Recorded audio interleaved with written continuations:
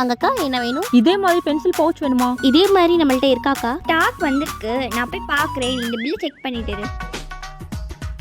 என்னம்மா உள்ள போன பொண்ணு இன்னும் காணோம், எனக்கு டைம் ஆகுது, என்னன்னு போய் பாருமா. இதோ போய் பாக்குறேன்க்கா. என்ன ரோஷினி, நீயும் வந்துட்ட? கஸ்டமர் யார் பார்க்குறது? என்னாச்சு? அந்த ஆன்ட்டி ஒரு தோடு எடுத்து பைக்குள்ள போட்டுக்கிட்டாங்க. நிஜமாவா சொல்ற? நிஜமாதான், நான் வேணா போய் கேட்கட்டுமா? வேணாம் வேணாம், நீ இங்கே இரு. அவங்க என்ன எடுக்கிறாங்கன்னு வாட்ச் பண்ணு. அக்கா அவங்க லிப்ஸ்டிக் எடுத்து போடுறாங்க. அக்கா அவங்க நெயில் பாலிஷும் எடுத்து போடுறாங்க. அவங்க கேட்ட பவுச்சை எடுத்துட்டே, நீ எதுவுமே கண்டுக்காத மாதிரி வா. அக்கா இந்தாங்க நீங்க கேட்ட பவுச். ஓகேம்மா. எவ்வளோ? 50 ரூபாய். வேற எதுவும் வேணுமாக்கா? ஒரு பென்சில், ஒரு மார்க்கர், ஒரு நெயில் பாலிஷ் ரிமூவர், அவ்வளோதான். ஓகே, மொத்தம் எவ்வளோமாச்சு? அக்கா மொத்தம் 400 ரூபாய் ஆச்சு. 400 ரூபாயா?